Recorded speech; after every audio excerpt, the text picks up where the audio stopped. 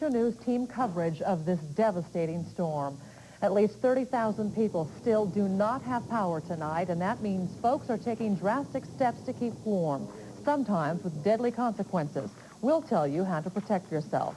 Driving is treacherous and road conditions can change very quickly. We'll take you to a stretch of I-90 that just reopened after a multi-car accident. And with temperatures dropping, some shelters are filling up. We'll tell you which ones and let you know what the weather holds in the next 24 hours. Our team coverage begins now with KREM 2's Adam Zarin and those power outages. Adam?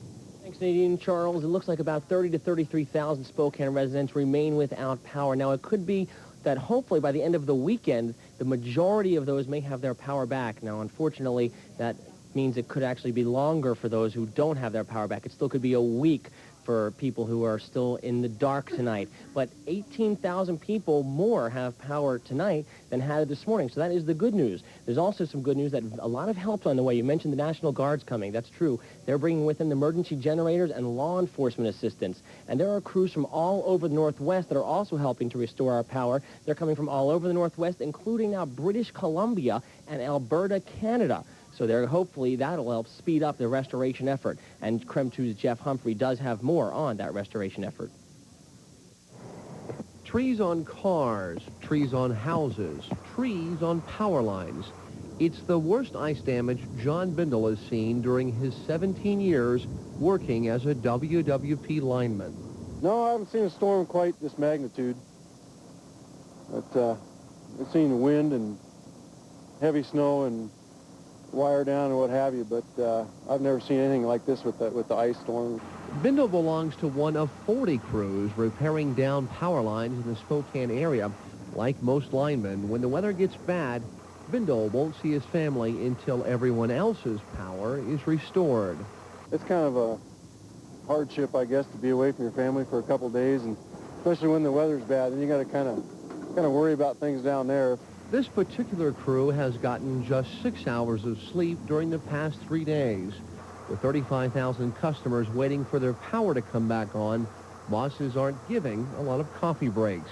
The Glen Rose Prairie is always kind of cold and windswept this time of year, so imagine what it's like to be up there for 18 hours each day. Oh, it's actually colder and windier up there in the bucket. It wasn't too bad last night, but then the wind started picking up this morning. It's getting colder. It snowed for a while.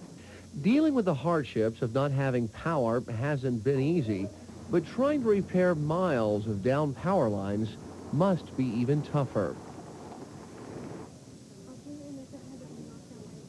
Now, as you can all you have to do is look out your window and see that the snow, sleet, and freezing rain has returned to the inland Northwest, which could hamper the restoration effort. And Tom Sherry does have more on how much snow we're expected to get. Tom? Well, it looks like we could see anywhere between 2 to 4 inches of snow across northern Idaho, 1 to 3 inches of snow across eastern Washington. Now we see a freezing rain event from Spokane south, down around Fairfield, being reports now of freezing rain. You can see pinpoint Doppler radar showing some very strong echoes. These would normally be of the liquid type rather than the frozen type. So we think this is mostly freezing rain, and it's moving up towards Kootenai County. As I mentioned before, freezing rain being reported in Fairfield.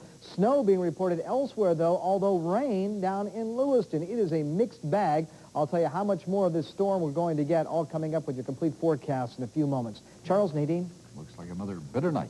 Thanks, Tom. Yes, it does. And as the temperatures drop, folks are trying to keep warm, and some are taking dangerous risks.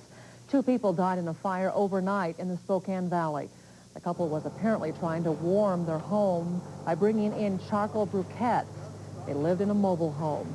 Those briquettes started a fire, and the pair died of smoke inhalation. Firefighters say we should all learn from this tragedy.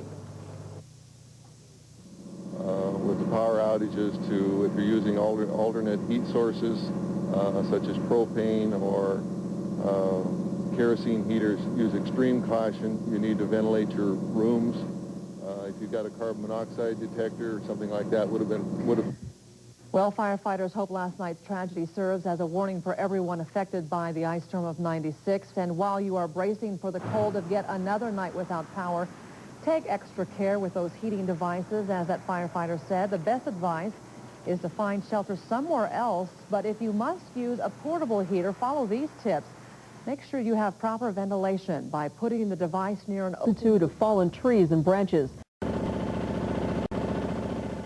Terry Brousseau's RV is turning into a lifesaver. This is a first. Without a doubt. I mean, I've used it camping and when I go have fun, but never to survive. This generator is providing all the comforts of home stripped away by the ice storm. That's your weather picture from Miami. Now back to Jane. Brousseau's 80-year-old mother can watch television and keep warm with the space heater. I always in the back of my mind thought, well, if anything ever happened, at least I always have that, never thinking I would actually have to do it. For hot drinks and food, Brousseau uses the kitchen in the RV.